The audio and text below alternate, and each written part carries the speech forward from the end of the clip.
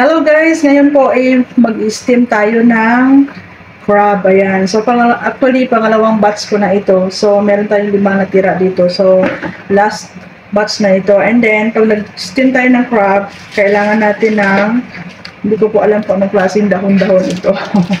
So ayan guys, mag-steam na tayo. Unang-una po is pakuluin muna natin yung tubig. Once na kumulo na yung tubig, ilalagay natin yung crab. At kailangan, pag naglagay po tayo ng crab, kailangan nakatihaya po siya.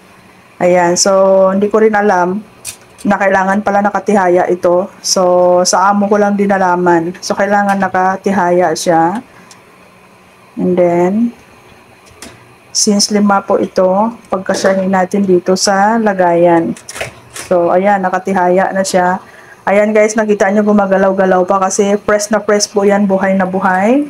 And then after nyan, ilalagay natin yung dahon-dahon dito sa taas. Ayan, bawat isa po, lagyan natin ng dahon. Ayan, gumagalaw pa po siya.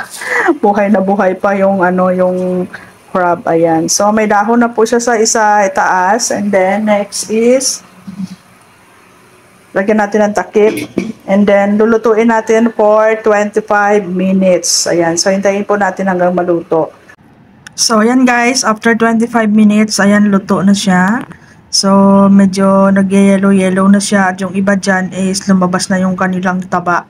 Kaya kailangan nilang uminom ng ginger tea kasi makolesterol nga naman itong crab na ito dahil nga sa bukod sa press na press pa, talagang piling-pili po ito, first class at matataba po siya. So, ayan, second batch ko na yan, 5 piraso. So, ilalagay ko na sa tray.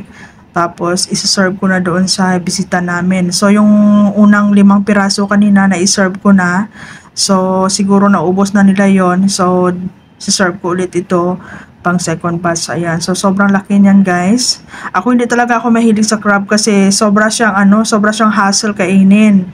Kaya mas gustuhin ko pang kumain na lang ng isda. Kahit na binigyan ako ng amo ko niyan, hindi talaga ako mahilig kumain yan. Ayan, masyado siyang trabahoso pag kinain mo. So, ayan guys, sila na yan magugunting ng tali. Ayan, at sila na rin yan bahala magbukas. Isa-serve ko na lang yan doon sa labas sa mga bisita namin. Ayan. Dito po sa Hong Kong, pag bumili po kayo ng crab, isang set na po yan. So, pag bumili ka ng crab na yan, may kasama na po yung crab sauce. Tapos, may kasama na po siyang gunting at saka pang lukit. And may kasama na po siyang ginger tea. So, ayan po, ginger powder po ito. At may kasama siyang asukal. So, lulutuin po ito pagkatapos nilang kumain para inumin nila, para iwas cholesterol daw, no? So, yan po no, maganda dito, no? Pag bumili ka niyan, isang set na po talaga. So, hindi na ako mamroblema kung maghiwa-hiwa pa ng luya or gagawa pa ako ng sauce kasi may kasama na siyang sauce, may kasama na siyang gunting at panlukit at meron na po siyang ginger tea para po iwas cholesterol, no? So, ayan po, ang ganda ng nila dito, ang ganda ng package nila. So, ayan, last batch na ito, yung unang batch kinakain na nila. So, hintayin ko na lang itong last batch, tapos kakain na rin po ako. Diba? So, ayan, no? Ang dami kong hugasan. Kita nyo, kalat-kalat. Meron pang kakain sa loob. Maya-maya, meron pa silang cake. Tapos, maghihiwa pa ako ng fruits. So, may melon ako dyan. At saka yung strawberry, tomato, andoon na sa loob.